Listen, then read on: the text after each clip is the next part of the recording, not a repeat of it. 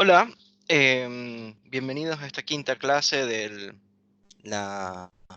seminario que estamos haciendo de clínica y topología desde cero. Hoy estamos con Alan Briceño. Y la idea hoy, bueno, primero quería disculparme porque estar sacando estos videos de nuevo tan tarde. Intentaré de nuevo el mes que viene sacarlos un poco antes. Em, Igual sigo estando bastante contento de que creo que llegaremos a los dos videos por mes, que es lo que era el plan, así que hemos estado llegando en cuarentena, me parece que no es menor. Así que por un lado, disculpen la tardanza, por otro lado, creo que igual vamos relativamente bien. Em, Hoy básicamente la idea es continuar trabajando algunos de los temas que ya venimos trabajando, machacarlos un poco más e ir introduciendo algo de topología, sobre todo a partir del CrossCap, que algunos dirían que no es una buena manera de comenzarlo, o sea, porque el CrossCap de hecho es una de las figuras topológicas más complejas, ¿no? Pero entonces por eso siempre se empieza con la esfera, la banda de Moebius, el toro. Pero también creo que por lo general se llega hasta ahí. Entonces, si vamos a trabajar la cuestión del cuadro, de la representación matemática del universo a través del arte, de las teorías adecuacionistas de la verdad, del perfectismo, todo esto que venimos hablando, em, yo entiendo que el modelo topológico que vendría a colación es el CrossCap, así que la idea es irnos metiendo hoy un poco. En la próxima clase también nos vamos a meter un poco más y ya después sí, la posterior, sí pienso dar una clase mucho más armada, y detallada sobre el CrossCap y sobre la topología más en general. Así que, de nuevo, la idea en este momento es ir bastante lento. em, pero también bastante relajado, bastante distendido, bastante machacando los problemas, pero entendiendo que vamos, ¿no? Hacia el crosscut, que no es menor. O sea, creo que por lo general cuando se trabaja topología y psicoanálisis, el crosscut es como si se le pinta por encima un poco. Bueno, también hay este objeto que es medio loco, pero es un objeto complicado, es un objeto bastante complejo, bastante loco, pero que también al mismo tiempo creo que habilita pensamientos muy interesantes, espaciales, ¿no? Hoy empezaremos a ver un poco eso, pero incluso nos pudiera dar otra percepción que no tenga tanto que ver con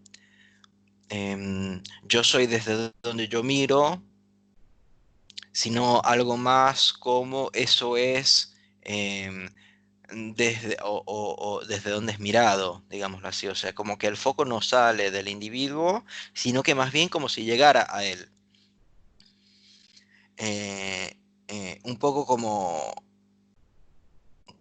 si nosotros pensando que somos, que estamos caminando por un zoológico, de repente nos diéramos cuenta que nosotros también estamos en una jaula, digamos, zoológica y que a nosotros somos los que nos están mirando. Un poco por ahí van a ir las cosas hoy, pero bueno, antes de eso, Alan quería compartir un poco algo que había estado trabajando a partir de las últimas clases, así que vamos a empezar por Alan.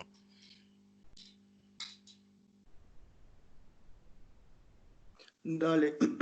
Hola a todos. Bueno, Félix, hay una parte que me pareció sumamente interesante, sobre todo cuando dialogaban con Zaira, con Zai, eh, el tema del ser. Y yo ubiqué, escuchándote, escuchándola a ella también, una parte donde hay, digamos, como dos proposiciones del ser, ¿no?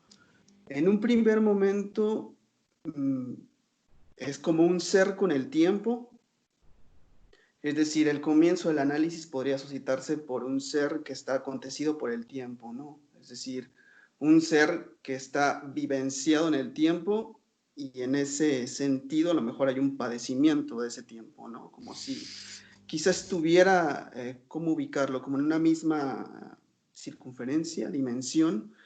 Entonces yo ubicaba el ser y el tiempo en una misma dimensión, algo como encauzado, como impositivamente, vaya encauzado el sujeto en el tiempo, el ser en el tiempo. Y ese sería como un primer modelo, de repente era como una idea que yo más o menos formulaba. Ahí encontraríamos el santón, el sufrimiento y como algo, digamos, que acontece como en una misma dimensión, si se le puede llamar. Y en un segundo momento, que sería, digamos, como un proyecto del análisis, que sería como un ser ahí.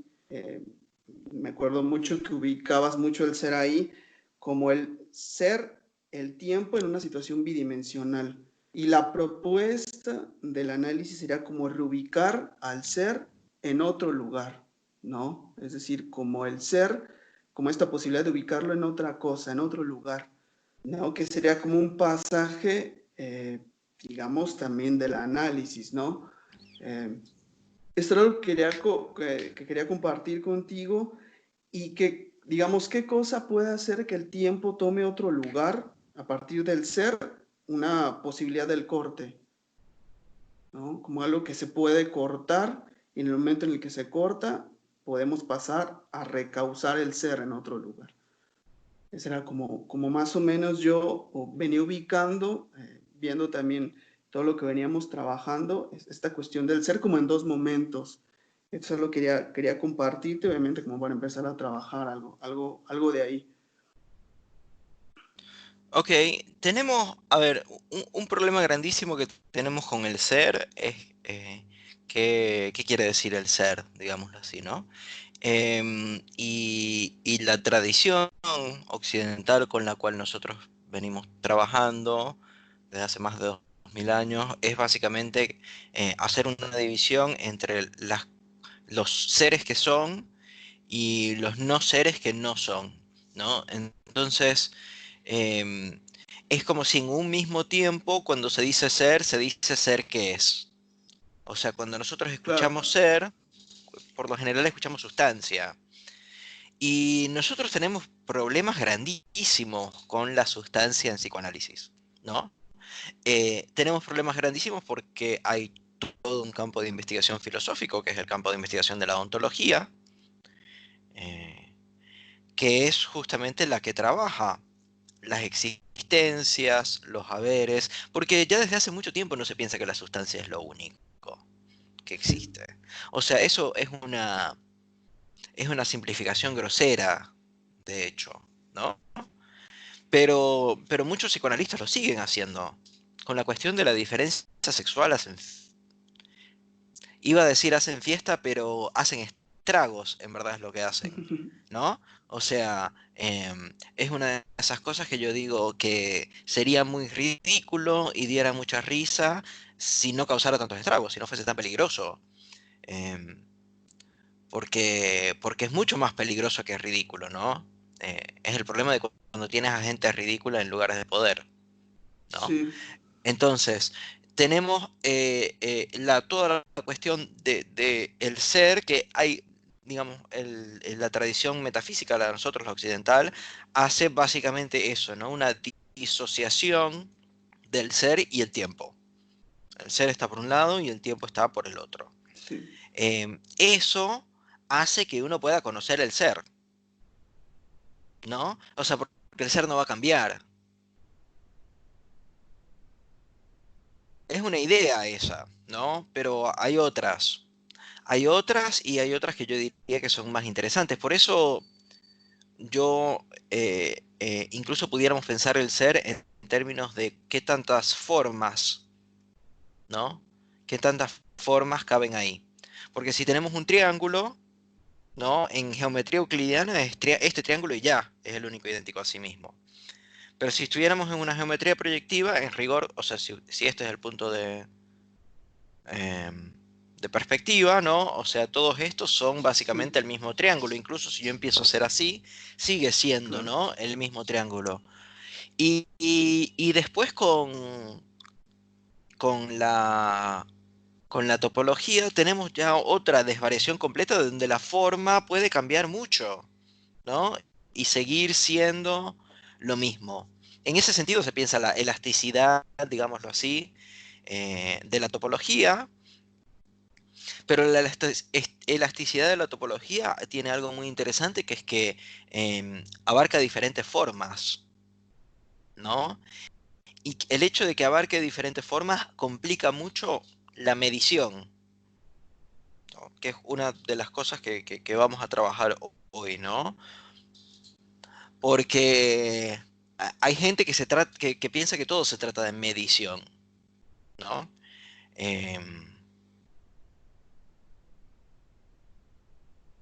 de medición y de potencia, llamémoslo así, ¿no?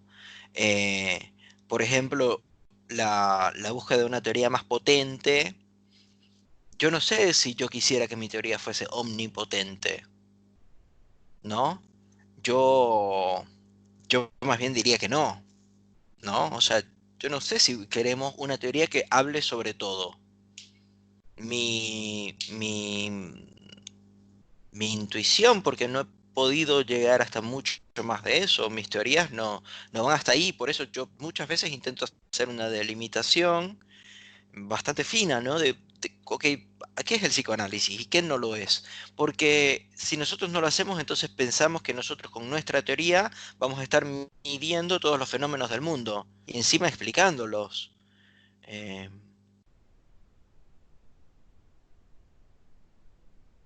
y hay otra teoría ya que hace eso bastante bien, que es la física. O sea, ellos son los que efectivamente miden, ¿no? Y para mí es un problema muy grande el pensar que el psicoanálisis también es una cosa de medición, ¿no? De medición, de perspectivas, de pensamientos, de teorías individuales, de teorías personales. Eso, digamos, por un lado. ¿Por qué? Porque terminamos pensando que las cosas tienen más o menos ser dependiendo de qué tan bien lo podamos medir o qué tan estable sea a través del tiempo, ¿no? Entonces las cosas que podemos medir y que efectivamente estén hechas, digámoslo así, a la imagen y semejanza de Dios. Nadie sabe cuál es la imagen y semejanza de Dios, pero las cosas que están así Claro, hechas, ¿no? Las cosas que están así hechas, eh, a nosotros nos parecen bien, ¿no? Es una medida estética, llamémoslo así, una estética de la medida. Y bueno, estarán los pobres, los negros, los gays, los bisexuales, los trans, etcétera, los niños, las mujeres, ¿no? Todos esos, por lo menos en Freud, los psicóticos también, todos esos se unifican. ¿Por qué? Porque no entran en la vara de medida de Freud, ¿no? O Freud se mide, ¿no? A la de todos los otros y él llega a su propia conclusión que él es mejor. Y eso también sería ridículo, ¿no? Si no fuese tan peligroso. Porque la teoría de Freud se la compró muchísima gente. Para mí no hemos hecho esa vuelta, ¿no? De pensar qué rara es esta teoría freudiana, ¿no? Que es raro que tanta gente se haya comprado esto. ¿Qué tipo de sociedad se puede haber comprado eh, la teoría freudiana? ¿No? Entonces, en Freud pareciera haber la posibilidad de un ser, incluso biológico, el ser que es, ¿no? Mientras que habría otra teoría posible donde eso no queda tan claro. Y por ejemplo, la topología pareciera ser cómplice, ¿no? O sea, o poder soportar ese tipo de, de estiramiento que haría que no haya precisamente un ser que es, ¿no? Digámoslo así, que hay cosas que no se pueden medir, ¿no? Eh, y que en rigor se puede hacer toda una categorización, se puede hacer toda una teoría, se puede hacer toda una clínica incluso, sin nunca recurrir a la medición. Ese digamos que sería la promesa de un psicoanálisis topológico, ¿no? De nunca recurrir a la instancia de medición.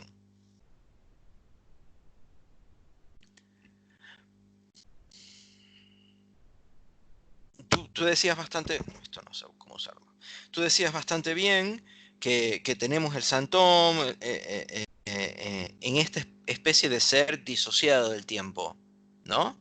Y yo más bien diría que quizás una de las posibilidades de hecho, no sé si ustedes saben, creo que es el seminario 26 de Lacan, se llama Topología y Tiempo, ¿no? Y habría que pensarlo, ¿no? Porque si tenemos una esfera y la vamos deformando, tiene formas diferentes a cada momento. Entonces, si medimos, ¿no?, la esfera y después la transformamos en un cubo, tendremos mediciones completamente diferentes. Pero eso no hace que deje de ser una esfera. O sea, ahí la medición no importa. Más o menos, porque también tendríamos que medir, por ejemplo, si queremos caracterizar un toro, lo podemos caracterizar por la cantidad de agujeros centrales que tiene, ¿no? Eh,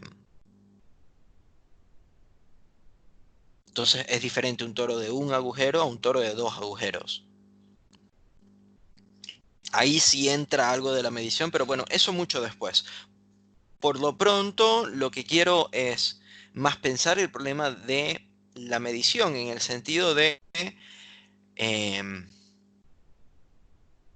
que es raro, no es raro, porque duró más de 2000 años, pero qué interesante este intento de hacer el mundo de las ideas coincidir con el mundo, digamos, de la realidad.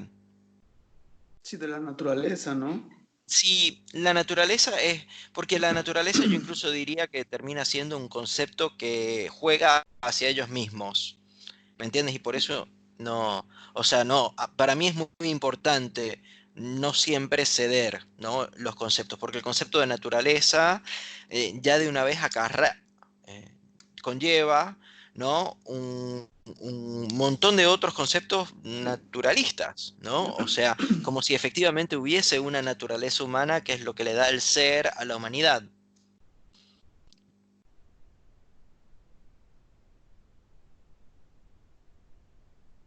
Entonces nosotros tenemos, yo le pasé a Alan un video, a mi juicio bastante interesante, que Está buenísimo. sí, me lo había pasado Jan y me parece muy interesante, no necesariamente para pensar, ¿no?, el tema de, bueno, cómo vamos a medir nosotros a nuestros pacientes, pero sí para poder ver la problemática de la medida, ¿no? La problemática, digámoslo así, la problemática de la medida pensada como la matematización del universo, ¿no? O sea, regresándolo, por si no había quedado muy claro, ¿no? Regresándolo a este tema de la revolución científica, a este tema donde habíamos estado pensando el cuadro perspectivista, ¿no? Un arte donde el arte lo que hiciera es mostrarnos un cómo sí, ¿no? Mostrarnos una especie de ilusión, pero es una ilusión que nosotros a simple vista no la podemos diferenciar de la realidad.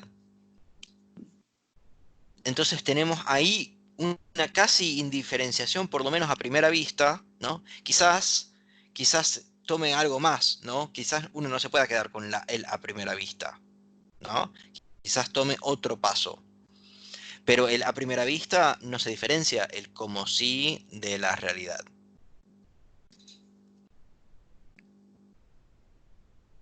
Y eso es algo muy interesante porque, digámoslo así, a primera vista también pareciera que se pudiera matematizar la naturaleza. Y de hecho hay un montón de trabajos que van en ese sentido. O sea, toda la física es un intento de matematizar la naturaleza. Eh, de mostrar que las mismas leyes matemáticas siempre aplican. Pero allí hay algo muy interesante que es que, digámoslo así, la naturaleza puede estar escrita en matemática, es un poco lo que estamos debatiendo, pero sin duda no está escrita en castellano, ¿no? Y ahí quizás haya una diferencia interesante a pensar, incluso para pensar la revolución científica, ¿no? En qué especie de privilegio tiene la potencia de la medición. Porque pareciera ser algo muy, muy, muy potente, ¿no? Que incluso pudiera casi llegar a la verdad, ¿no? Si se está en alguna situación, ¿no? Donde efectivamente, no sé si estamos buscando la montaña más alta del planeta Tierra, ahí es un problema de medición que se resuelve, digamos, bastante fácilmente. Y hay otros problemas de medición que también se resuelven relativamente fácilmente, pero después hay otros que lo único que nos muestran es qué tan disparatada es, digamos, nuestra sociedad. Porque algo donde el desparramiento debería ser relativamente aleatorio, eh, terminas yendo siempre hacia un mismo lugar. Y allí empiezan, digamos así, cosas interesantes.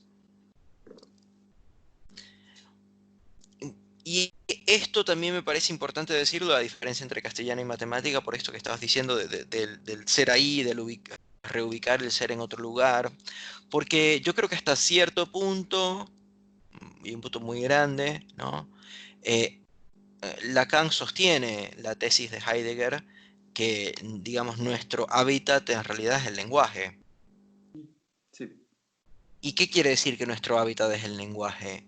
Que la naturaleza humana, que nosotros tenemos, nuestro ser, es un ser lingüístico, ¿no? Es un ser que sale de la lengua. O sea que nosotros no tenemos algo como ser humano, más que una especie de vacío que nosotros intentamos cubrir con ilusiones, ¿no? Con palabras que intentan dar cuenta de otra cosa, pero que al fin y al cabo también terminan siendo agujeros, digámoslo así. El problema es que después nosotros nos adjudicamos ese ser a nosotros mismos, ¿no? Y más aún hay otros que nos los adjudican a nosotros. Digo esto con mucha claridad porque por favor no sean ustedes los que le adjudican el ser a sus pacientes, ¿no? Y esto se ve de 30.000 maneras, desde tú como eres mujer, entonces deberías quedarte en tu casa trabajando y pariendo a los hijos, como también tú como eres joven, entonces tienes que, o tu ser va hacia experimentar absolutamente todo. sí, como si tuviera la connotación del deber ser, más bien, ¿no? Deber Claro, ser algo. porque habría que ver las posibilidades, ¿no? De cuando ese ser viene de otra persona, ¿no? Porque si yo digo yo soy venezolano, ok, no sé si ustedes saben, los venezolanos y los colombianos muchas veces nos tenemos piques, algo similar a como lo que pasa a veces entre Argentina y Chile o Argentina y Uruguay, seguramente muchos otros países también, pero Colombia y Venezuela a veces. Y si a mí me llamas colombiano, no me importa demasiado, ¿no? Pero pudiera yo escucharlo como una ofensa, ¿no? Obviamente habría otras cosas que sí me pudieran ofender, ¿no? Que incluso que tú lo digas y yo no, porque ahí quizás se juega otra dimensión del ser, que pudiera entrar en esta especie del deber ser, ¿no? En el que tú tendrías que ser de esta manera. Y a nosotros como psicoanalistas tenemos un lugar privilegiado, digámoslo así, porque la gente va a nosotros y piensan que nosotros sabemos algo sobre lo que a ellos les está pasando. Y si nosotros ahí les decimos, bueno, debe ser esto, que estás haciendo mal, ahí no nada más estamos pensando un ser, sino casi que le estamos arrojando el ser como si fuese una especie de papa caliente. Y eso puede causar estragos, puede causar problemas grandísimos, o sea, es un problema grandísimo, yo diría, del psicoanálisis contemporáneo. Y por eso a mí me interesa tanto tomar la matemática para pensar, ¿no? Quizás otras maneras de pensar el ser que no se reduzcan a una biología, ni a constructos sociales, ni a hábitos, ¿no? Ni a tendencias, ni a lo que dijo Lacan, ni a lo que dijo Freud, ni a los cromosomas, ni a lo que alguien tiene entre las piernas, ¿no? Pero de nuevo, hay gente que sí se ubica ahí. Eh, hay gente que sí pregona saber sobre el ser. Y yo lo que digo es que quizás esa gente haya por lo menos que escucharla para mostrar lo ridículo que es, ¿no? Porque el problema sería que nosotros cambiemos la mirada y digamos, bueno, no, no existe y ya está todo listo. Y el problema que eso tiene con cambiar la mirada y decir eso no existe y ya está todo listo es que nosotros ahí nos podemos volver a ubicar en ese lugar, Ujú. ¿no? O sea, para mí tenemos que cultivar un poco esta especie de entre terror y ridiculez por ciertos dichos supuestamente psicoanalíticos. Yo digo supuestamente porque no creo que efectivamente sean psicoanalíticos, pero hasta cierto punto sí, ¿no? Y hasta cierto punto eso no conviene olvidarlo, ¿sí? No conviene olvidar que Freud con su machismo era el psicoanalista, es el psicoanalista, ¿no? Machista, naturalista, biologicista, sí, todo eso y es el psicoanalista. Eh, y por qué eso a mí me parece importante? Porque nosotros nos podemos engañar y pensar que de hecho de eso se trata la cosa, de estar midiendo a nuestros pacientes, de ver si con nuestra teoría efectivamente logramos abarcarlo o no, pero después el problema está en el límite de la teoría, ¿no? O sea, ¿qué pasa con eso que tu teoría no logra agarrar? ¿La vamos a forzar también? ¿No? ¿Ibas a decir algo? No, no, no, no, escucho. Ok, bien. Entonces, yo he estado leyendo el seminario 3 que tiene cosas interesantísimas. No sé si ustedes lo han retomado hace poco y tiene partes muy interesantes. En la clase del 14 de diciembre del 55, yo lo estoy leyendo esta ferla, así que les voy a hacer una traducción mala de francés, pero solo por si a alguien le interesa, ¿no? Todo este tema de la medida, a mí me parece que acá hay cosas muy interesantes, ¿no? Básicamente el argumento que está desplegando Lacan es que ya nosotros no nos preocupamos por cómo funciona la naturaleza, ¿no? Nosotros suponemos que la naturaleza funciona por sí misma, ¿no? O sea, nadie se pregunta ya por qué es raro que las estrellas regresen siempre al mismo lugar, ¿no? Eso a nosotros no nos causa curiosidad, pero a Aristóteles sí le causaba curiosidad, le causaba mucha curiosidad.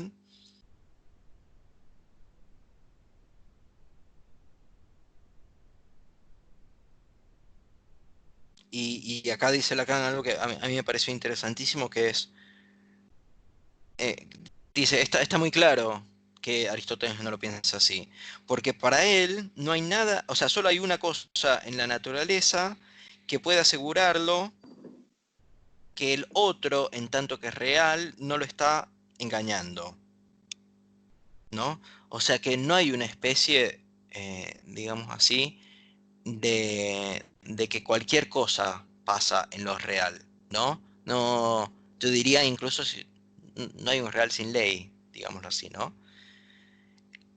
Es que las cosas no mienten porque ellas regresan siempre al mismo lugar, ¿no? O sea, Aristóteles lee en la, en el regreso, en el retorno al mismo lugar de las cosas, y él dice, ahí puedo ver que el otro en tanto real no me está engañando.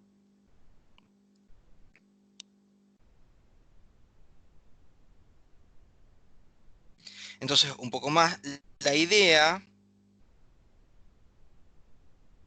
y acá mete tanto a los filósofos como a los teólogos, la idea de la función de las esferas celestes es una de una esencia superior. Y no sé si ya ustedes empiezan a escuchar cómo hay gente que efectivamente piensa que la realidad está hecha a medida de su teoría. Y Freud era uno de esos, ¿no? O sea, Freud pensaba que él no necesita, que su teoría podía abarcar todo. Te decía que no era una cosmovisión, pero te explicaba incluso cómo había surgido la civilización, ¿no? A través de Totem y Tabú. Entonces, la función de las esferas celestes es una decencia superior y la medida es el testimonio materializado. Es en sí, en la medida que es el testimonio de aquello que no engaña.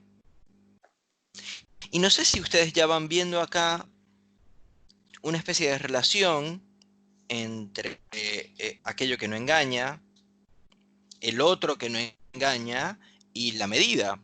O sea, digámoslo así, que esto se ve bastante bien en el video, la comparación de un patrón, ¿no? El patrón siendo así, y viendo cuántas veces ese patrón.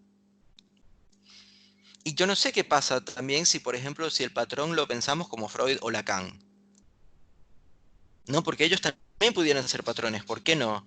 Y hay psicoanalistas que efectivamente buscan, digámoslo así, hacerse a imagen y semejanza a medida de Freud y de Lacan.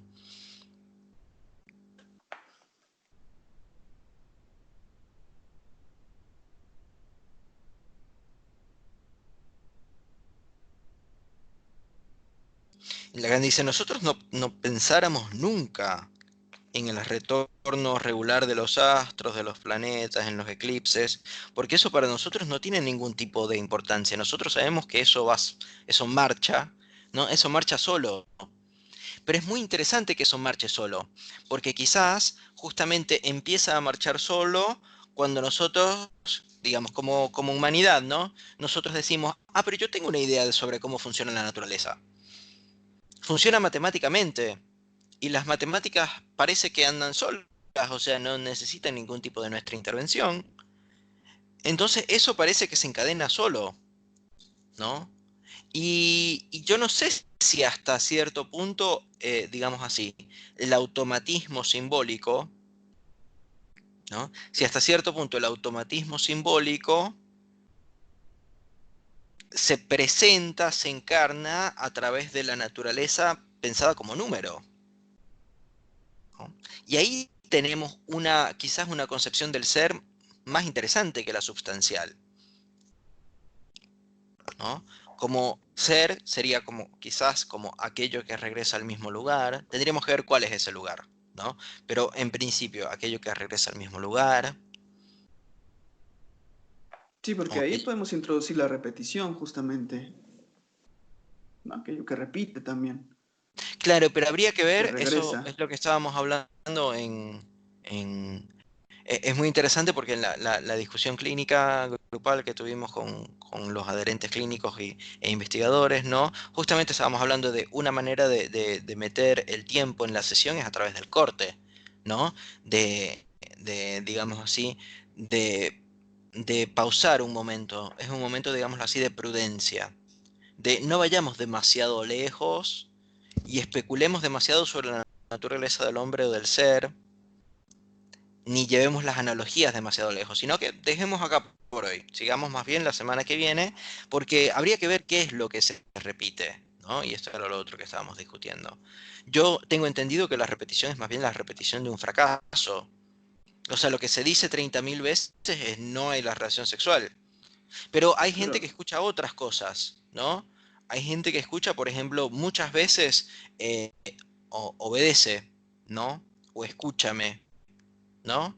O sé, ¿no? O sea auténtico.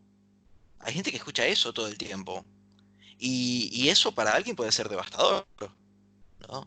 Además, imagínenselo ustedes, no creo que haya como que, que lucubrar demasiado o verlo como si algo fuese muy extraño, pero esta necesidad que nos hace, que nos impone la cultura de siempre ser auténticos, ¿no? De ser quienes nosotros somos, si tienes un pajarito escuchando eso todo el día, te vuelves loco.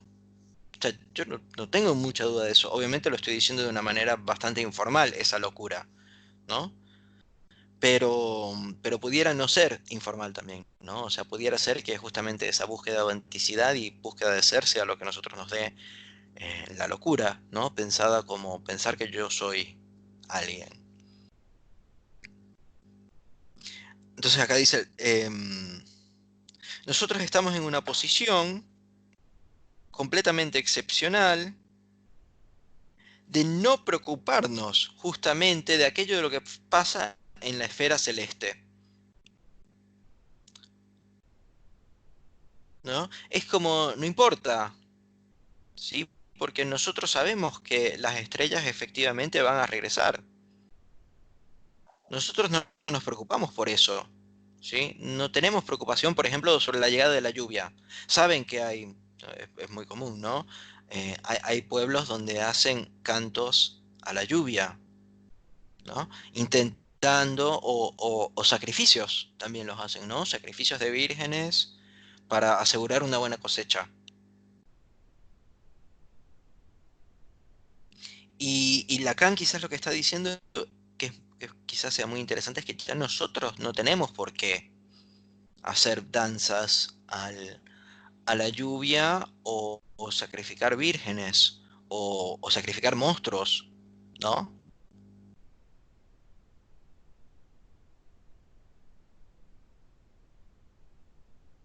Hasta una época completamente reciente, esa presencia mental en todos los hombres de aquello que se pasa en el cielo, como un elemento de referencia absoluto, absolutamente esencial para la realidad, es decir, aquello que está, Dios sabrá, ¿no? Dios sabrá cómo maneja la naturaleza, ¿no? O sea, Dios tiene la medida de la naturaleza y Él lo va moviendo.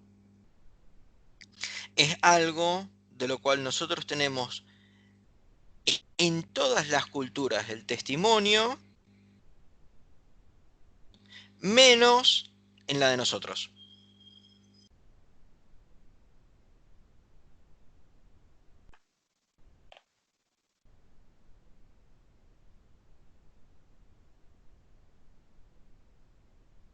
O sea, nosotros no necesitamos este elemento de referencia absolutamente esencial para la realidad que viene del cielo.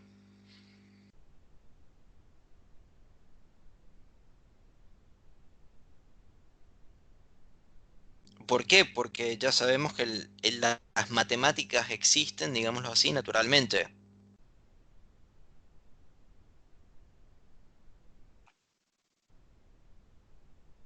Porque yo no sé si ustedes se han puesto a pensar sobre, eh, digamos así, que se pueda medir la naturaleza o que la naturaleza sea matemática, quiere decir que las matemáticas sí o sí existen. O sea que no es un problema la existencia de las matemáticas porque yo las veo en la naturaleza.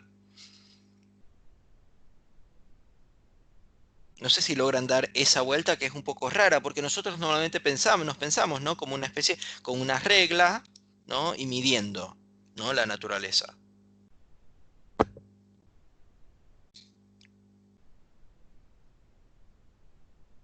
Pero pareciera más bien que habría otra manera de pensar esa matematización de la naturaleza, que sería, digamos así, la, la realización de las matemáticas, digámoslo así, en el mundo. ¿Qué pasa? Que ciertamente, digamos así, no basta con eso, ¿no? Y ahí es donde yo veo algo hermoso en, digámoslo así, en el síntoma neurótico, incluyendo la teorización que Freud hace de eso, ¿no? O sea, Freud hace muchas cosas mal, pero quizás algunas de las cosas que hace bien sea justamente buscar en este lugar del fracaso de la ciencia, ¿no? Es decir, en el fracaso de la matematización de la naturaleza, decir, ah, qué interesante este fracaso, ¿no? Veamos qué hay ahí. Y en ese sentido me parece que podemos leer también lo que dice Lacan en el seminario 11 sobre cómo la, el inconsciente es ético, ¿no? Es una cosa de ir ahí a buscar. ¿Y a dónde? ¿A dónde iríamos a buscar? Sería la pregunta, ¿no? Y creo que donde vamos a buscar es justamente en el fracaso, ¿no? En donde eso no anda, en donde eso no sirve, donde eso no marcha.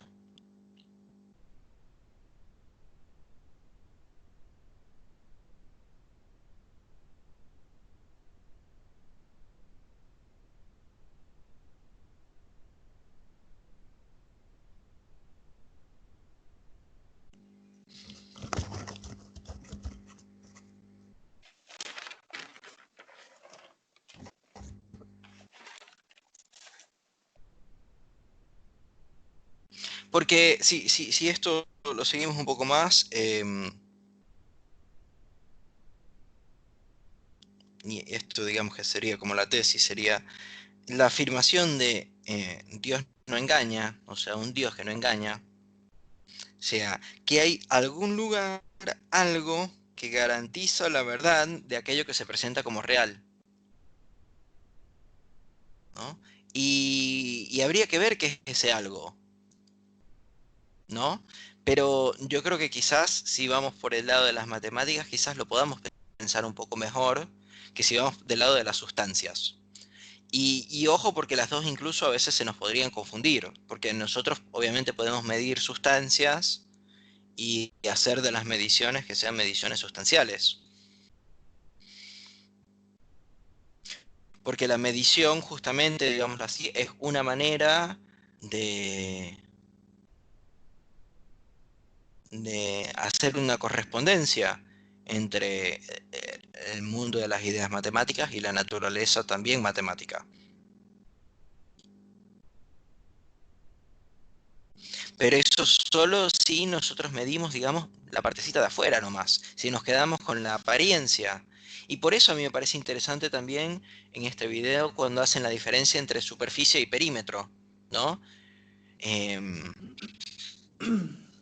Porque nosotros trabajamos más, pareciera ser con eso, con los bordes, ¿no?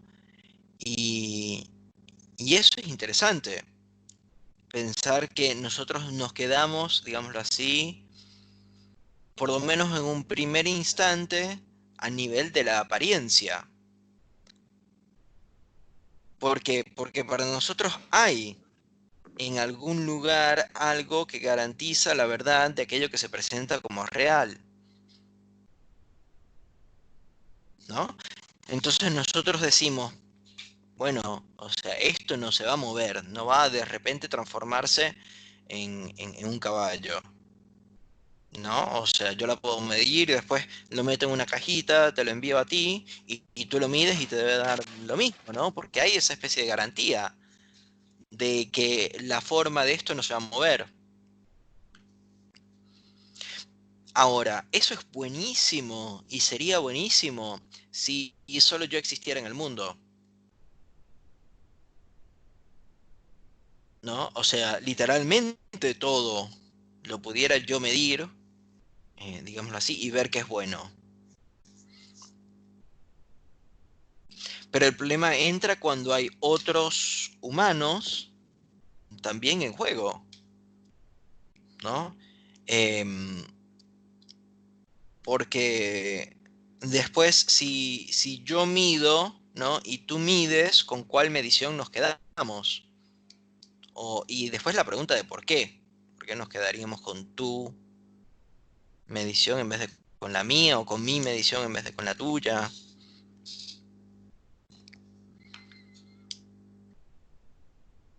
Entonces, buenísimo si solo fuese una persona en el mundo, ¿no? O sea, digámoslo así, para la primera mitad de Robinson Crusoe, que él está solo en una isla, es buenísimo. Y después cuando se encuentra Viernes también, porque Viernes es como una especie de representación de la esclavitud, ¿no? O sea, de aquel que se somete a aquel amo que mide. Es una fantasía completa, obviamente. Pero también es la fantasía, entienden, la fantasía de un mundo matematizado. Esa fantasía, lo interesante es que hay muchos lugares donde sí sirve, pero hay que ver dónde sí sirve y dónde no sirve. Y por eso a mí me parecía interesante pensar el cuadro, ¿no? El cuadro en perspectiva. Porque en el cuadro en perspectiva pareciera, por lo menos en un momento, ser una representación muy fiel de la realidad. O por lo menos de, digamos, de la superficialidad de la realidad, ¿no? De lo que yo puedo ver, de la superficie.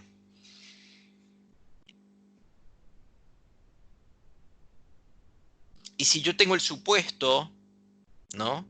De que detrás de esa superficie hay una especie de realidad real, buenísimo, ¿no? Buenísimo, digámoslo así, para mí. El problema es cuando en el cuadro te aparece otra persona, ¿no? En esto que tú estás pintando, en esta teoría hermosa que tú estás haciendo, señor Freud, ¿no? Doctor Freud, qué pintura tan hermosa que estás haciendo, pero esto que tú estás diciendo que yo digo no es lo que yo digo. O sea, ¿por qué tú me estás haciendo a mí decir esto? Y si Freud pensaba, ¿no? Que toda la realidad era matemática, incluyendo a las personas, era completamente legítimo, digámoslo así, que él midiera, ¿no? Digamos, o sea, si te paras dentro de esa epistemología, es completamente lógico. Lo que pasa es que ya ahí, parándote en esa epistemología, te das cuenta que el próximo paso es un paso nefasto. O sea, es básicamente el pretender que tú le puedes leer la mente a todo el mundo. Y es muy interesante que Freud haya planteado eso, ¿no? O sea, Freud dijo, eh, yo sé cómo todo el mundo se engaña, ¿no? Porque hay un aparato psíquico universal que yo describí. Yo sé cómo todo el mundo se engaña. Eh, y eso lo logra, digámoslo así, porque es un logro nefasto, pero sigue siendo un logro, no es el acabamiento de su obra cuando, digámoslo así, ahí donde hay una persona, él ve un número, ¿no? O sea, donde él sigue viendo matemáticas ahí. Y parte del seguir viendo matemáticas es seguir pensando la razón, ¿no? Y ahí es donde entra, digamos, lo hermoso del inconsciente, que es que puede ser que haya una especie de otra instancia donde esa razón se siga. Pero ¿por qué se seguiría? Sería la pregunta, ¿no? O sea, ¿por qué haciendo el cambio de consciente a inconsciente se mantendría la misma razón? Si lo pensamos desde el lado de medición, es muy fácil la respuesta. Pero quizás lo interesante sea suspender nosotros el tema de la medición, a ver si logramos llegar a otra conclusión, ¿no? De nuevo, lo que quiero ir demostrando como para ir, porque hemos estado hablando como de muchas cosas, pero creo que se van como decantando, ¿no? Quiero que esto sea como algo medio acumulativo, pero al mismo tiempo que podamos ir dándole una vueltica más cada vez. Y la vueltica esta vez sería como que la diferencia entre, o sea, o digámoslo así, no confundamos miradas con números, digámoslo así, ¿no? Porque puede ser que en ese agujerito, no sé si se acuerdan, ¿no? El fresco bueno, creo que era un fresco, la pintura italiana que habíamos visto de una ciudad, ¿no? Donde había un edificio Sí. con un huequito ahí, que de hecho no sabemos si es un hueco, porque puede ser que eso haya simplemente sido como una pared que pintaron negra, como si fuese ¿no? Como si fuese eh, una puerta abierta.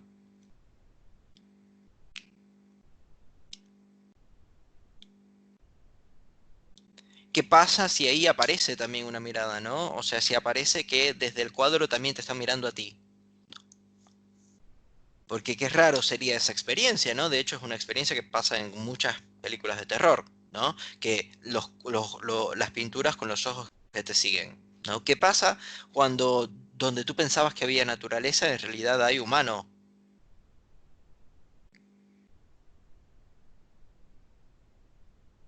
Y quizás lo que a nosotros nos permita pensar el CrossCap es que si nosotros hacemos, bueno, sí, yo voy a decir esto y después charlamos un poco, pero si nosotros hacemos una teoría perspectivista, ¿no? Una teoría donde seguimos la mentalidad de Freud. Después hay algo muy interesante que nosotros capaz logremos el punto donde logremos ver que todo alrededor de nosotros, ¿no? Que nosotros estamos plenamente rodeados de miradas, no de números, ¿no? Que esa quizás sea la experiencia más interesante psicoanalítica.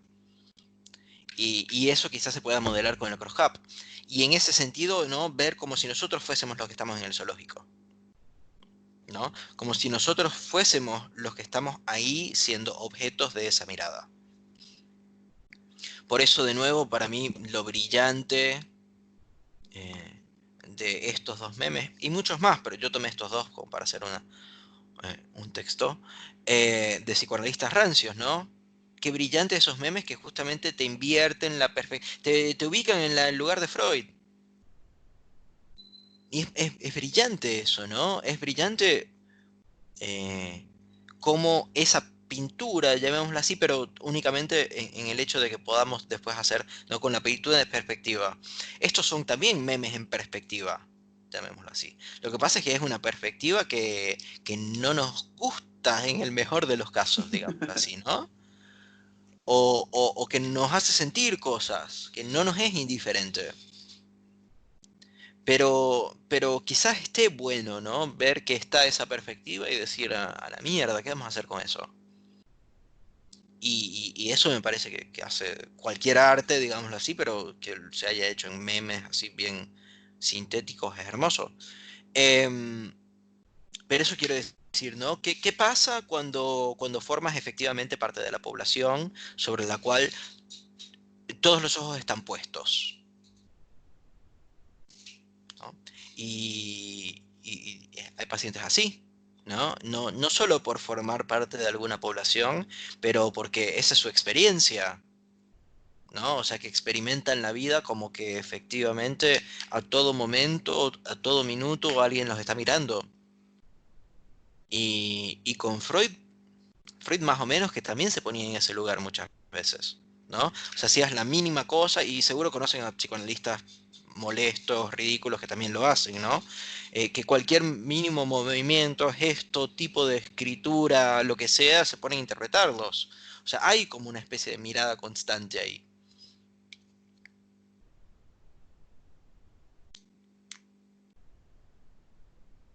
Por esto quizás también sea interesante pensar que nosotros digamos, trabajamos al nivel del lenguaje hasta el punto de que no suponemos sustancias al lenguaje, ¿no? Pero sí quizás le podamos suponer matemáticas al lenguaje, ¿no? O sea, que yo pueda decir 1, 2, 3, 4, 5, o mi casa es mi casa, ¿no? O no es no, ¿no? O sea, esta especie de signo, digámoslo así, de uso matemático del lenguaje, puede ser muy poderoso y puede además ayudarnos a no caer en seres sustanciales. Porque yo no me compro todavía que no haya seres. Punto. ¿No? O sea, que no haya seres. De hecho, yo capaz diría que una de las cosas para las cuales ayuda, digamos, un psicoanálisis, por lo menos, es reavivar y dejar abierto la búsqueda de ser, ¿no? Porque no sé si ustedes saben que manque à être, que normalmente es lo que se traduce como falta en ser, en realidad también puede utilizarse como me faltas, ¿no? O me haces falta, ¿no? Entonces, ese hacer falta del ser que hace que uno esté, que relance el deseo, que uno esté en una búsqueda. Pero en una búsqueda de qué? Porque hay gente que busca cosas, ¿no? Hay gente que busca revelar la realidad real. Y eso es una posición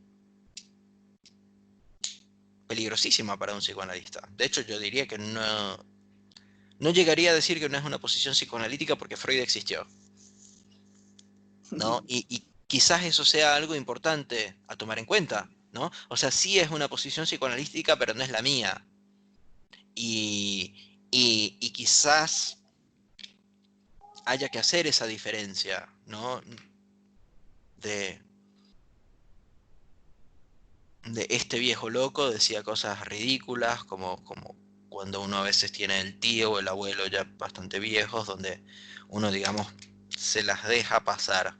Pero capaz acá no haya necesidad de dejárselas pasar, sino que podamos investigar muy bien y mostrar cómo estos fundamentos carecen de fundamento, digámoslo así, donde son solo prejuicios o puntos de vista. ¿Y qué pasaría, ¿no? Cuando efectivamente se logra ver, poner un ojo sobre eso, ¿no? Poner un ojo sobre las consecuencias de una perspectiva supuestamente inocente, supuestamente objetiva, ¿no? Esto de que Freud se ubica en cierto lugar objetivo, pero termina sacando un montón de cosas Claro. de lo peor, ¿no? De los peores tipos de discriminaciones, fobias y otros abusos de poder, ¿no? Entonces está bien, si no ese punto de vista, entonces habría que preguntarse cuál, pero más aún habría que preguntarse si efectivamente es un punto de vista, ¿no? Eso quiero decir, ¿es una perspectiva? O justamente sobre lo que estamos trabajando es sobre esa perspectiva, ¿no? O sea, con lo que nosotros trabajamos como psicoanalistas, ¿será, digámoslo así, el Freud en los pacientes o el Freud en los casos? Para mí eso sería quizás una manera interesante de verlo. Entonces ser disociado del tiempo, ser ahí, sí, pero no olvidemos, ¿no? No olvidemos que eso tiene un montón de modulaciones y que incluso puede partir de una perspectiva, ¿no? La perspectiva de aquel que sabe el ser que es. Y si el paciente muchas veces de lo que sufre es de saber muy bien aquello que es y no quiere ser, eh, o, o que no sabe quién es, ¿no? Digámoslo así. Encontrarse con alguien que sí sabe cómo son las cosas puede ser fatal, puede ser terrorífico, porque ese ser vendría incluso todavía del otro.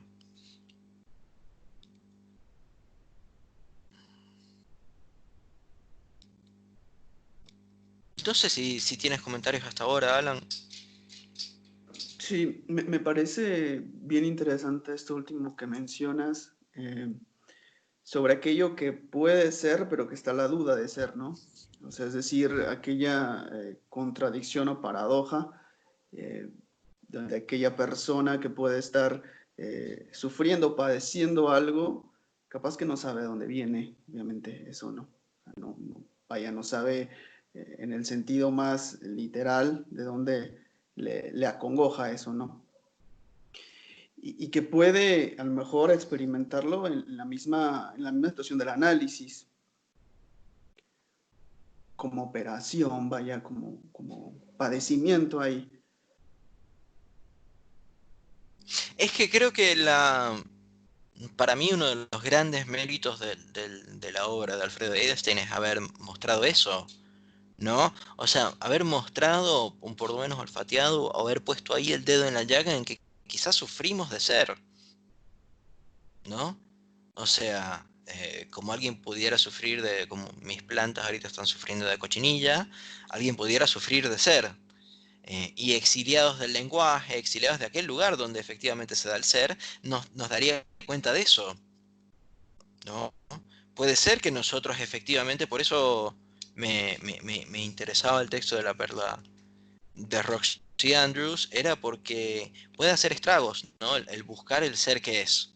Y capaz ahorita eso no se esté diciendo mucho, pero me parece que se está vociferando de muchos lugares diferentes, pero de otras maneras.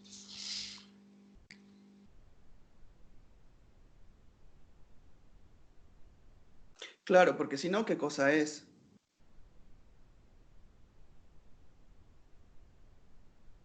Pero ya ahí estás teniendo como una suposición, ¿no? O sea que el ser es una cosa. Em, Sí, la idea es justamente quitarlo de ahí, justamente, claro, de eso que que no pueden sea una crear. cosa, Ajá. ¿no? Que sea una posibilidad de lenguaje. Y yo creo que la matemática entra bastante bien en esa posibilidad del lenguaje de decirse a sí mismo, de hacerse signo,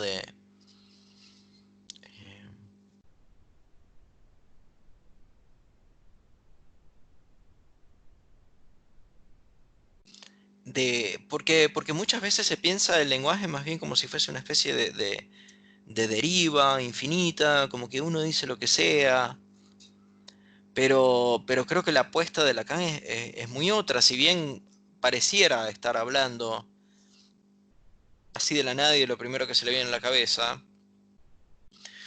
yo diría que está insistiendo con lo mismo una y otra vez. Es el arte de ser necio, ¿no? O sea, Lacan hace 27 seminarios, 2 tomos de escritos, están los otros escritos, etcétera. Y yo no sé si logra decir muchas cosas nuevas, ¿no? A mí eso no me... Pero sí insiste con esas cositas que tiene para decir. E insiste, a mi juicio, porque son cosas importantes, ¿no? O sea, si bien son detalles, son momentos, son cosas que parecen casi, ¿me entiendes? Como un brochazo así de color, tipo de elegancia, de superficie, de algo como superfluo. Em,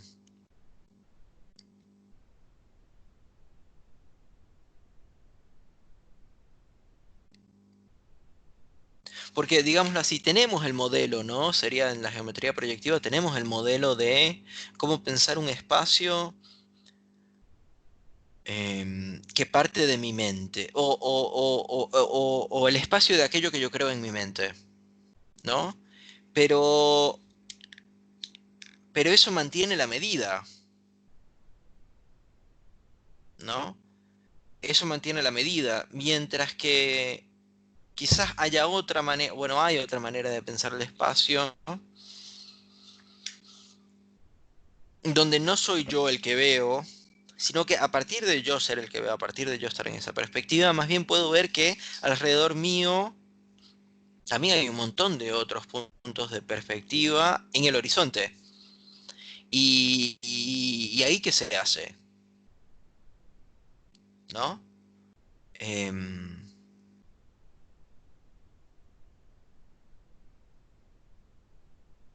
Esto lo vamos a hablar mañana con Fede, pero para ir haciendo la conexión, es muy interesante pensarlo porque eso implica que un psicoanalista tiene que pensar muy bien, digamos, en cuanto a las razones por las cuales se dice, ¿no? O sea, constantemente llevar la discusión a eso.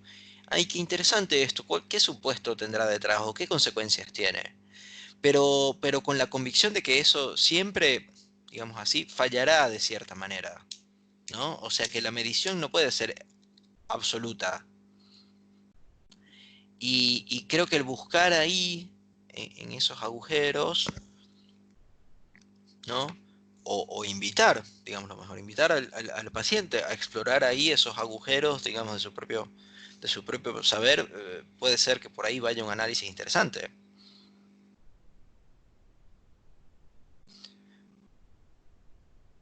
Porque, de nuevo, el tema es como que nosotros pensamos que tenemos todo el mundo realizado, digámoslo así, a partir de nuestra decisión de tomar una racionalidad. Y no, eso termina abriendo otro problema que es con lo que me gustaría que adelantáramos con esta parte del video, solo para yo irlas comentando y que no quede tanto, digámoslo así, en el aire, ¿no? Es el del plano proyectivo. Entonces, no sé si tienes algún otro comentario, Alan, o si no, yo voy a ir poniendo el video y pausándolo, e ir descomentando algunas cosas, solo para que esto termine de llegar al momento del crosscap, que a mí me parece interesante, ¿no? Sí, dale, O Félix, sea, sí. lo interesante acá, digamos, porque van a ver a una persona hablando, van a ver algunos dibujitos, van a ver, digamos, algunos diagramas que capaz no entienden del todo, pero digamos que el cambio, ¿no? que quiero que pensemos es el cambio de la perspectiva, ¿no? De mi perspectiva, de la perspectiva personal, a pensar más bien, o sea, en vez del yo miro, pensar el me miran, ¿no? O el soy mirado. Y ese cambio me parece que incluso comporta el cambio entre geometría proyectiva y topología. Así que yo voy a compartir el... A ver. Acá tenemos el plano proyectivo. se está como abriendo ahora, bueno. Yo lo voy a comenzar y te voy a preguntar, Alan, si lo escucha, porque yo no estoy completamente seguro cómo Dale. funciona todavía. Se ve, pero no se escucha. ¿No se escucha? Solo se ve. Claro. Esto debía haberlo arreglado antes. A ver, ¿otra vez? Ah, porque yo capaz utilicé mal esto. Share computer, sí, sí.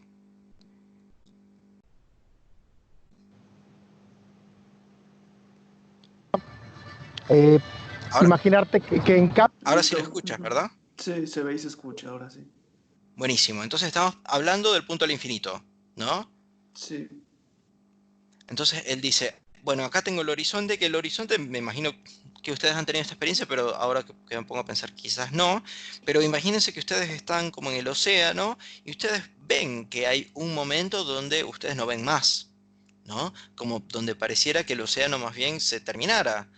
Y lo mismo obviamente también pasa no con el océano, sino con el suelo terrestre, donde hay al final algo donde es el horizonte, ¿no? Donde parece más bien que se trata de una línea, donde en verdad hay mucho más después, o sea, donde se trata como una especie de un borde, pero donde hay mucho más después.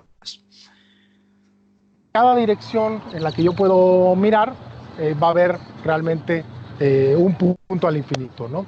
Eso Entonces, en cada dirección en la que yo puedo mirar, digamos, yo voy a hacer especies de traducciones, ¿no? En cada... después también puedo ver eso mirándome a mí. Que esto después lo vamos a trabajar mañana con Fede también, pero es esta cosa rarísima que yo les había dicho, ¿no? De Lacan diciendo que quizás efectivamente la lata nos mira a nosotros también, ¿no? Entonces, en cualquier momento, cualquier punto que yo veo, también puedo imaginar un punto al infinito correspondiente, que desde ese punto la naturaleza, o Dios, ¿no? O un freudiano, me mira a mí. lo que generaría sería que al plano euclidiano, le estoy agregando una especie de circunferencia infinita alrededor, que serían como los puntos en el horizonte. Si uno lo piensa, pues esto podríamos imaginarlo como una especie de disco, ¿no? Sería como si nosotros estuviéramos en el centro de un disco y el disco fuera infinito de cierta manera, o la idea es que el horizonte, vamos, estaría infinitamente lejos, ¿no? Es un poco como el modelo de la Tierra plana, de esto de los que creen en la Tierra plana de cierta manera, ¿no? Entonces tenemos un disco, ¿no? Un pedazo cualquiera, porque no tiene por qué ser circular, ¿no? O sea, pudiera ser básicamente, digámoslo así, un triángulo pudiera ser también, pudiera ser un cuadrado, pudiera ser una estrella, ¿no? Y el borde serían puros puntos al infinito, ¿no? Tiene la desventaja de que no cumples con uno de los axiomas de Euclides. Pues, si me fijo en dos puntos en el horizonte, esos dos puntos, pues va a haber dos rectas que pasan por esos dos puntos. Por ejemplo, estas paralelas, justamente el ejemplo que acabo de mencionar, si tengo dos paralelas y se cortan en las dos direcciones, pues estaría teniendo dos puntos que determinan dos rectas, y eso contradice uno de los axiomas de Euclides, que decía que por dos puntos pasa una sola recta. Nosotros hemos mencionado esto también, ¿no? Sobre cómo en cada una de las diferentes geometrías tienes diferentes posibilidades, ontologías y digámoslo así, que se encarna, digámoslo así, en las dos paralelas y si se tocan o no en un punto, y la posibilidad de pensar una especie de correspondencia entre líneas y puntos, ¿no? Eso lo habíamos comentado con respecto a la geometría proyectiva. Acá podemos, porque estamos viendo el plano proyectivo, ¿no? O sea, ¿en qué espacio se desarrolla la perspectiva? Sería esta pregunta, ¿no? ¿En qué espacio se desarrolla la perspectiva? Y uno de esos espacios sería el cross-cap, ¿no? Entonces veamos cómo este objeto, que es el cross-cap, puede modelarnos el espacio de cómo yo veo las cosas, digámoslo así. Como un cartesiano ve las cosas, sería la manera que yo lo diría, ¿no? Entonces, el plano proyectivo no es esto que acabo de comentar. El plano proyectivo viene justamente a corregir este pequeño error. Para corregir el axioma este de que dos rectas paralelas se cortan en dos puntos, uno en el infinito en una dirección y uno en otra, lo que vamos a hacer es simplemente decir que los los dos puntos del infinito en el que se cortan esos paralelas realmente es un solo punto, es decir, que solamente vamos a agregar un punto al infinito y vamos a decir que las paralelas que se cortan exactamente en ese punto para que sea No, bueno, déjame terminar. uno solo. Ahora esto puede sonar medio... Y ven, no sé si para mí acá viene quizás ya una de esas cosas brillantes de Lacan, ¿no?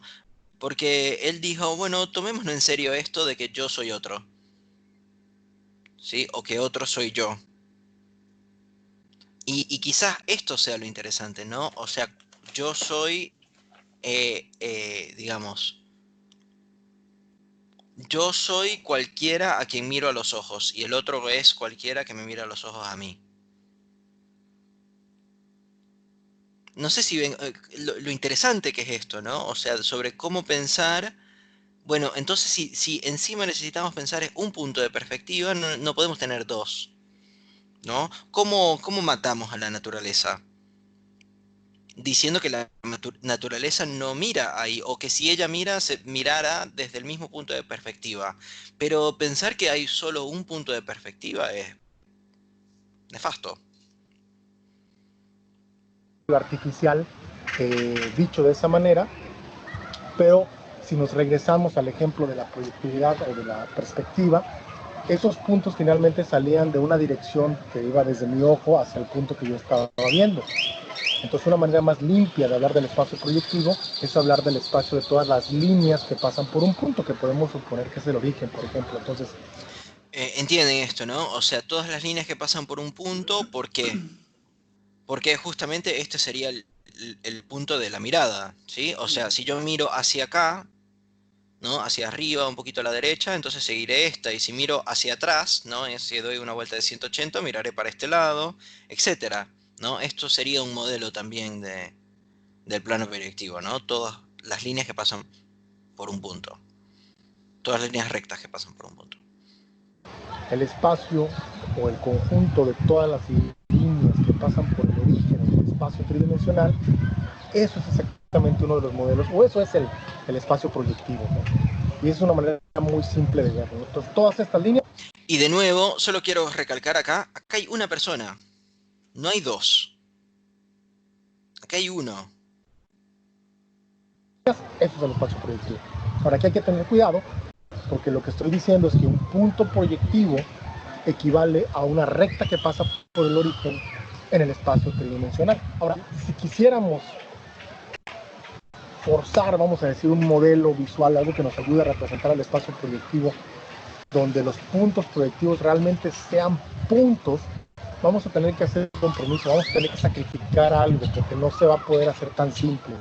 Entonces, A mí me parece genial que le esté diciendo que tienes que hacer un compromiso, las soluciones de compromiso freudianas, o que tienes que hacer un sacrificio, que es el sacrificio neurótico, ¿no? Sí. Es brillante como lo expresa. el espacio proyectivo no cabe en el espacio tridimensional, eso quiere decir que no podemos verlo realmente así. Esto de que no quepa, recordemos que el espacio proyectivo nosotros lo vamos a, o el plano proyectivo nosotros lo vamos a modelar con el crosscap, que es una cosa bidimensional. Y como habíamos estado mencionando, creo que esto solo lo mencionamos con Fabio, a veces cuando intentamos meter cosas bidimensionales en tres dimensiones, no funciona, o sea, no se puede. Digamos que el ejemplo más clásico es la botella de Klein, pero el crosscap es otro, ¿no? Como podemos ver una esfera, un cubo o algo así. Pero podemos tener imágenes varios modelos que reflejan ciertas características de este espacio, ¿no? Una manera, y es la única que voy a comentar aquí porque realmente hay muchas, es la siguiente. Bueno, les decía que el espacio proyectivo era el conjunto de todas las rectas que pasan por el origen, ¿sí? Entonces hay rectas en todas las direcciones. De nuevo, solo porque yo me imagino que algunos de estos puede causarle bastante miedo y como vamos desde cero, la idea es que no lo haga. De nuevo, imagínense que esto lo único que es como si ustedes se pusieran en el lugar del origen, ¿no? En ese lugarcito blanco, este puntico blanco, y ustedes están mirando, ¿no? Y si miran para acá, obviamente va a ser esto, si miran para acá va a ser esto. ¿Y por qué eso nos interesa?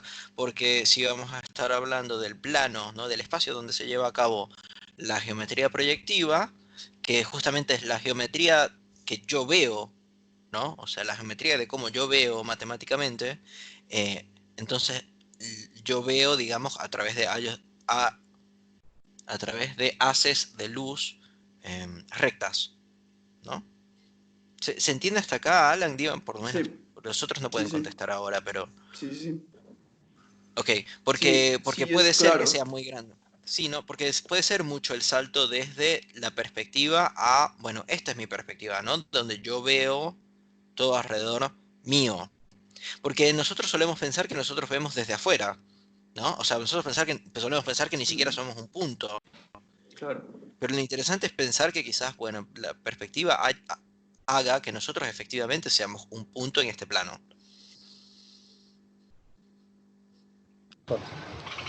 Bueno, pues vamos a asociar esas rectas, nos vamos a enfocar en una esfera unitaria. Pues cada una de esas rectas determina Que sea una esfera unitaria solo quiere decir que tiene el radio, la distancia desde el centro hasta cualquiera de los lados es 1.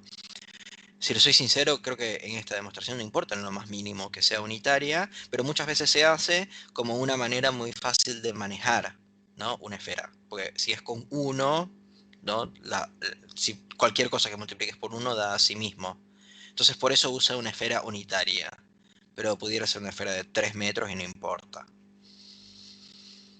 un diámetro de esa esfera y determina exactamente, de hecho, dos puntos opuestos por el diámetro, ¿no? Que se llaman, de hecho, antipodales en geometría esférica. Entonces, dos Claro, esto sería desde donde yo miro, no sé si acá se ve muy bien, pero esto debería estar en la superficie, ¿no? Cada uno de estos puntos blancos está en la superficie. Entonces, digámoslo así, yo miro desde acá y aquello que es objeto de mi mirada, ¿no? Yo lo estoy haciendo coincidir con mi subjetividad. puntos de la esfera realmente representan un solo punto proyectivo. Pues ahora ya simplificamos un poquito las cosas, porque ahora un punto proyectivo es una pareja de puntos opuestos en una esfera, ¿sí? Pero si queremos todavía simplificar un poquito más, lo que vamos a hacer es lo siguiente. Bueno, en esta esfera, para empezar, como el ecuador, vamos a decir, representaría justamente lo que sería como el horizonte, ¿no? Entonces, si nosotros vamos a, nos imaginamos puntos que están arriba del ecuador, ese punto que está arriba del ecuador tiene un contrario del lado opuesto. Esos dos puntos realmente son el mismo. Claro, que sería la relación sexual, ¿no? O sea, un hombre para cada mujer, una mujer para cada hombre, y obviamente, o sea, como tenemos que hacer la pareja y quedarnos con uno de los dos, nos vamos a quedar con el hombre, porque entienden esta lógica, ¿no? Entonces hacemos parejas y nos quedamos con solo uno de ellos que sea el representante de los dos. Pero esto obviamente hace que este se mate, digámoslo así, o sea, este mata a esta, por el mero hecho de que ya Sí. no es este punto, ya no puede hablar, no puede decir otra cosa que su representante. Mismo, entonces podemos cortar una parte de arriba, como una especie de cáscara de naranja, arribita del ecuador, y esos puntos de ahí pues están representados ya abajo, ¿no? Ahora, esta parte de abajo, la parte de la cáscara de abajo de la ¿Entienden ese cortado por la mitad? Él ya lo dijo, pero yo lo vuelvo a decir por si por casualidad con mi voz se les prende más la luz. Pero básicamente lo que hizo es, habiendo establecido la equivalencia entre parejas, Claro, la otra ¿no? parte ya no puede quitarse, vaya. Claro, es como pensamos, claro, está de más. Es como si pensáramos en el arca de Noé, pero todos los que lleváramos se autorreprodujeran, ¿no? Que bueno, después hay todo un tema interesante con pensar Descartes y la autorreproducción, etcétera, pero eso dejémoslo para después. Acá lo que hacen es quedarse con solo uno. Entonces eso quiere decir que el otro lo podemos eliminar sin ningún tipo de problema. esfera, eh, pues ya, esos puntos son únicos, esos ya no tienen un representante por arriba, ¿no? Sin embargo, me queda una banda arribita que contiene, de hecho, al ecuador, que sería, ya saben, como el horizonte o la línea del infinito, o los puntos del infinito, vamos, en donde todavía hay puntos opuestos que representan el mismo. Si yo quiero ahora quitar uno de ellos, uno para que no se... Eh, eh, Habiendo cortado, nos queda el problema de la superficie esa por donde pasamos el cuchillo, digámoslo así, ¿no? La tijera. Por donde pasamos la tijera, Ahora eso queda sin pareja, ¿no? Queda solo. ¿Qué hacemos ahora? Sean dos para que quede uno solo. En lugar de quitar la parte de arriba, lo que voy a hacer es cortar a lo largo o transversalmente, vamos, esa como bandita que me queda ahí. Y bueno, todos los puntos de un lado están representados del lado contrario, entonces puedo quitar esa mitad y esto es más o menos lo que me queda, ¿no? Me queda como una cáscara abajo y luego una banda, ¿sí? Sin embargo, aquí tengo que darme cuenta, bueno, que la forma en la que yo me movería a través de este espacio, ¿sí? Es, si me voy, por ejemplo, por la cáscara, la parte de abajo de la cáscara y llego a este nivel de la frontera, realmente aparezco por el lado contrario de acá, ¿sí? Por el lado ahora de la bandita que tenía, ¿sí? Porque acuérdense que los puntos contrarios son los mismos.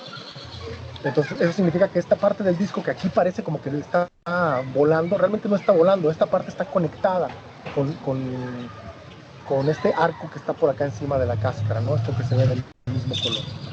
Lo que él se está refiriendo es lo blanco y lo blanco, ¿sí? O sea, hay una especie de continuidad entre los dos.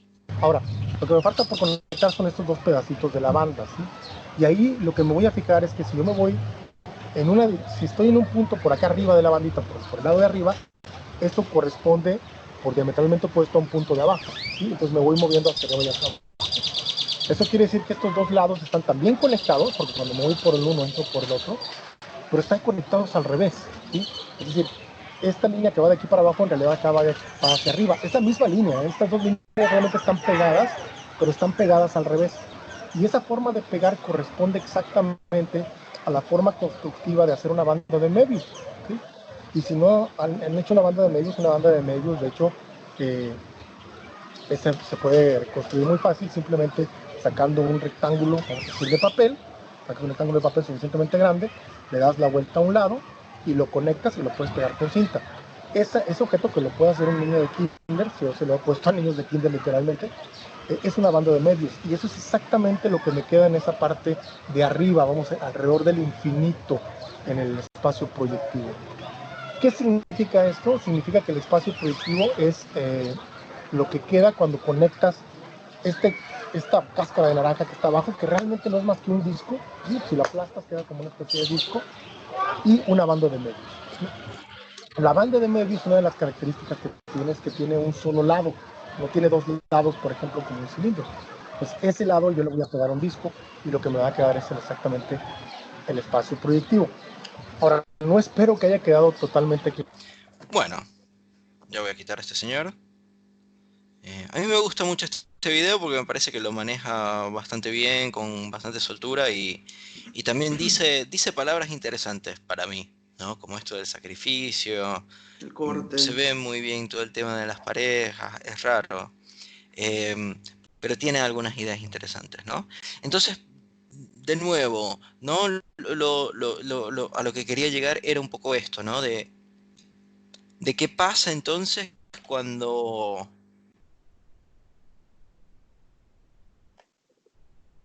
intentamos, ¿no? Pensar el espacio proyectivo sin medida, ¿no? Y ahí justamente es donde entraríamos en quizás el poder pensar la banda de Moebius, pero eso hay que hacerlo de una manera muy particular, ¿no? Hay que ubicarse en cierto punto donde se pueda hacer cierta equivalencia entre posturas, ¿no? Para no hacer este abuso que estábamos comentando de equivalencia de puntos que no son equivalentes. Y, y quizás por eso Lacan incluso insista en temas como el sujeto y como el objeto, para que no se piense que todo el tiempo se está hablando de sujetos, ¿no? Porque si todo el tiempo se está hablando de sujetos, entonces ahí efectivamente digamos que eso no sería el punto de vista de un sujeto cartesiano, sino que el sujeto cartesiano más bien arma ahí una especie de realidad matematizada donde incluso los sujetos eh, son matemáticos. ¿Qué sucede? Para eso necesitamos empezar a trabajar con que a cada digámoslo así, a cada punto donde yo mire, de ahí también me miran a mí. O sea, que mi mirada no es sin consecuencias, o sea, que mi mirada tiene efectivamente consecuencias.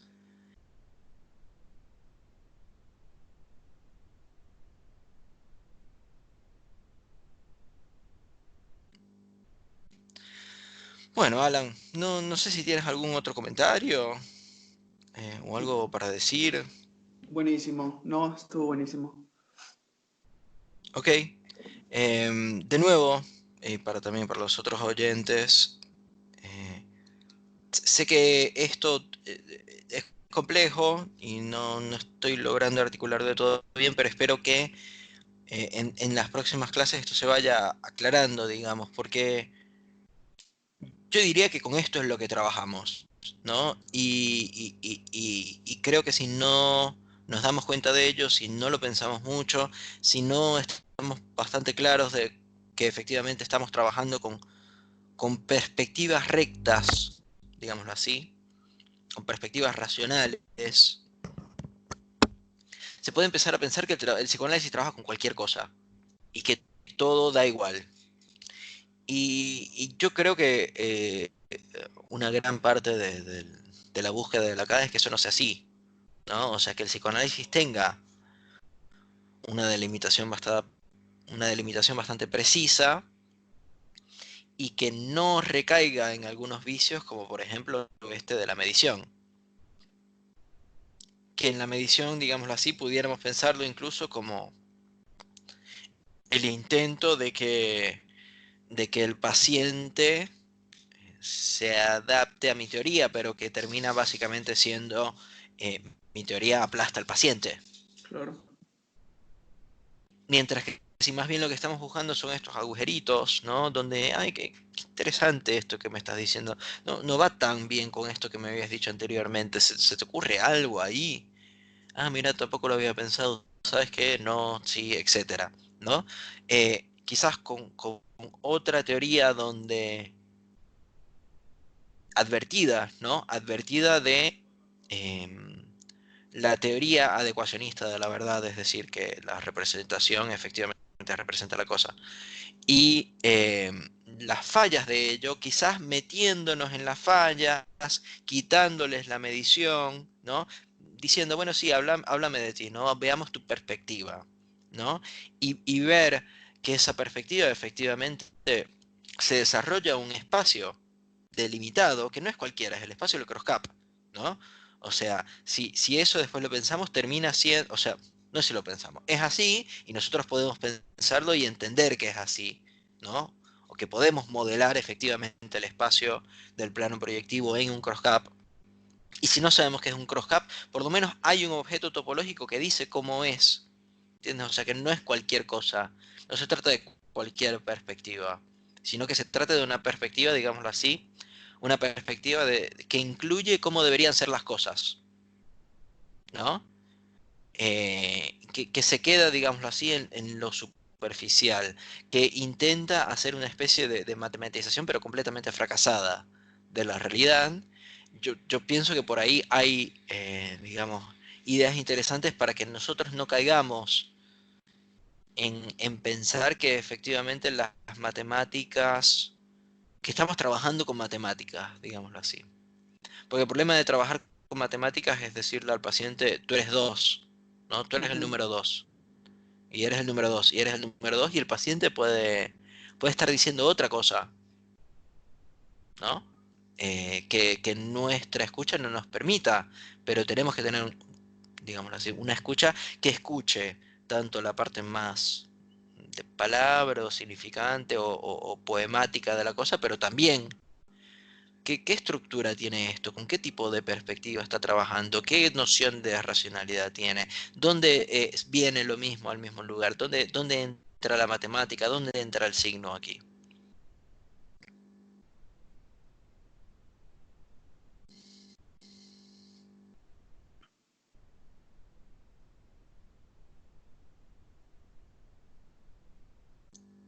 Bueno, Alan, de nuevo muchas gracias. No sé si quieres comentar tu email o alguna manera de que alguien quizás te pueda contactar, si hubo algo que le parece que dijiste interesante o que no dijiste, también pudiera Claro, ser. ¿Qué claro, pasó acá, no? claro. Pueden escribir a alan.brigim@gmail.com. Igual si no, pues ahí estoy en Facebook y ya les paso el email En sin Facebook tema. estás como Alan Briseño, Briseño. ¿no? Ujú, sí, ¿No? Y ahí cualquier cosa te pueden, sobre todo me imagino que habrá gente acá también bastante interesada en la cuestión del ser ahí, del ser y el tiempo, que quizás se puedan contactar contigo para hablar un poco al respecto, capaz ellos también tengan algunas ideas. sí, fabuloso. Bueno, Alan, de nuevo muchas gracias y gracias a todos los otros participantes también por, por calarse hora y media de estas cosas como Por que estar con nosotros. picotean, ¿no? Entre filosofía, matemática, temas densos. eh, Así que bueno, nada, nos vemos la próxima. Abrazo. Genial, Félix. Bye.